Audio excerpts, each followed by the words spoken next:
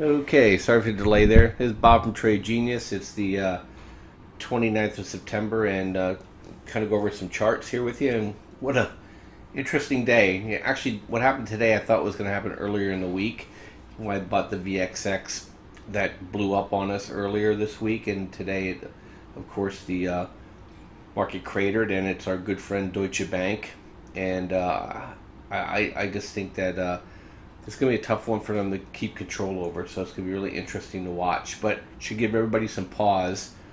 And and it was a bit of a surprise for most people. We since we've been day trading, XIV, we didn't have any exposure that could cause us any great grief. So in that end of it, and so we pretty much sidestepped the carnage. And since I'm not going to trade VXX long, I'm going to let XIV get to a buy point again. I'll show you, the areas I'm going to be interested in.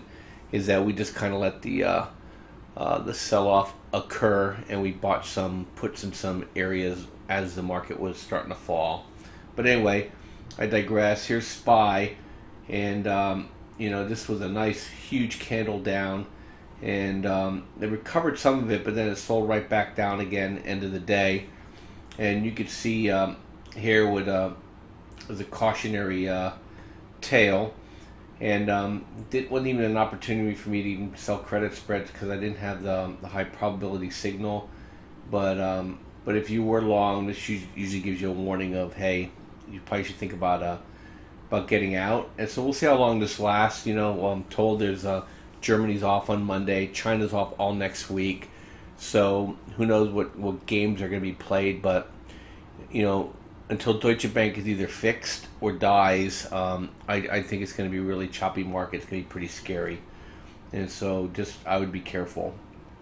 And then if you look at XIV,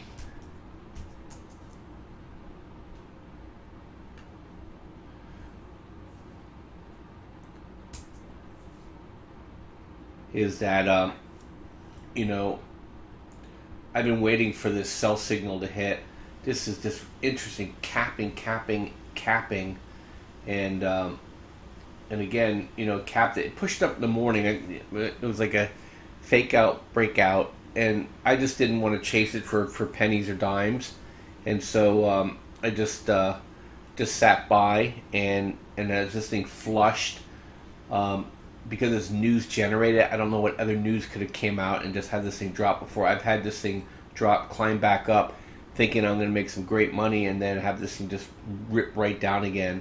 It's one thing for me because I'm setting stops, I'm watching every second, but then to communicate with people who are subscribing and telling them to move stops up, and it's just too much of a volatile day. So now what I'm going to wait for is for the another buy signal here, and my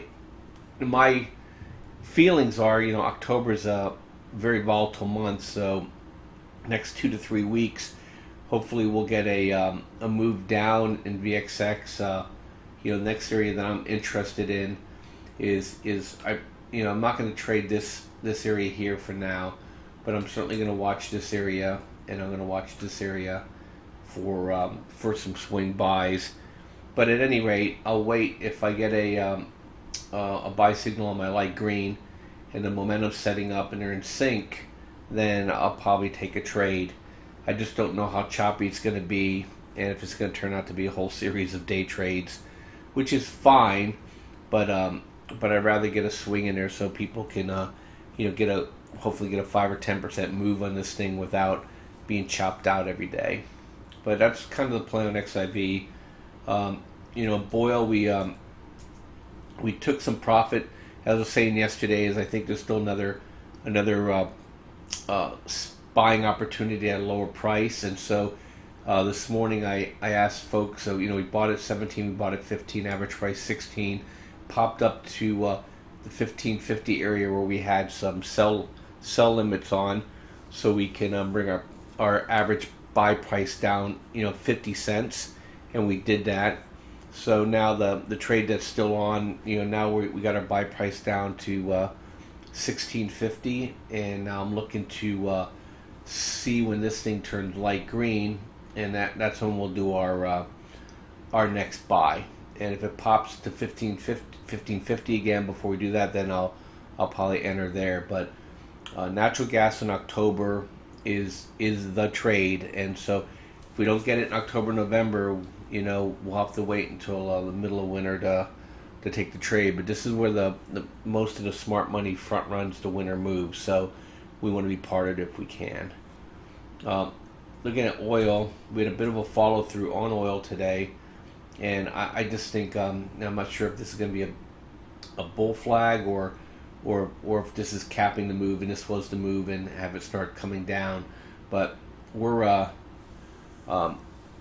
nothing really changed from a fundamental standpoint, so now it's really a question of how hard can the big money push this thing up. Going November, December, January are not strong months for oil. So as I said before, is I think we're going to get a second pop, and that's the one that to sell into, and I think that's happening right now. Not sure when that's going to complete, but oil gets over $50, it's going to bring a lot of production online. It's going to cause a lot of political headaches, and I think and then plus fundamentally there's just a lot of oil laying around out there. So I think even if we get up another $2 on oil, it's going to, I think it'll sell back off pretty hard. So we're trading oil futures as for a swing. We're just waiting for this move to exhaust itself and have oil come back down again. I think it'll get down under 40 when it happens, and just too much is out there. So we're just going to wait and see how that goes, and then we'll look for shorting opportunities on ETFs to take the trade.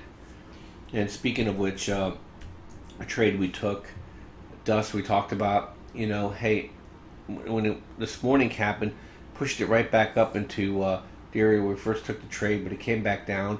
I think people are not really quite sure what's going to happen with this move with Deutsche Bank with the dollar, and so my view is I think leverage will come out everywhere, and they've been shorting the metals and miners forever, and I think there'll be a transfer to safe haven assets, and I think that's going to be metals and miners, and so the trade is nominally profitable for us right now, but I'm still expecting the move to continue down, and if we get dust back down below 30 here, I'm going to take the trade. I don't know if I'll get out tomorrow now that we've had a push down.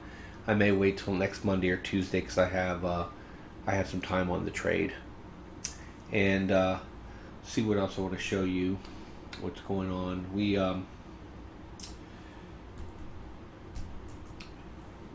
we shorted ERX. It hit the top of its volume range here and price range, and it's another triple. And with oil already making its move and the stock market struggling, I think this is ripe for a trade. We bought the 31 puts for next Friday. Either this move's going to happen pretty fast or it's going to be over with fast. So we'll just watch this trade day by day and see where it goes. And see if there's anything else of interest. What did get hit on the ag side was interesting. Most of the ags held up pretty well, but they hit coffee pretty hard. We're long coffee, and this move happened pretty fast. So I didn't get out of the trade. I'm gonna keep an eye on it. If it doesn't get any healthier here in the next day or two, we'll hop back off and buy back in. We're in at just a little bit higher price right now, but coffee, the harvest and the crops and the plants aren't doing very well, so we're going to get a sustained move higher in coffee. Other than that, I think JJG was fine today. Yeah, flattish, and I think that's pretty much it. So we're just going to keep an eye on the volatility. That look for those trades. That's where we're spending most of our time and our money in trading in the volatility side, and then look for opportunities to short these leverage ETFs. And I do want to show you one more thing. Is the biotechs got hit pretty hard today, so there was a bit of a risk off day, and so almost a trifecta. If oil was down, biotech down, and market down, then there's pure liquidation. But I think the news with OPEC held oil up, and so I'm waiting to see if all three start going down. Then I know we're going to go into a bit of a sell-off.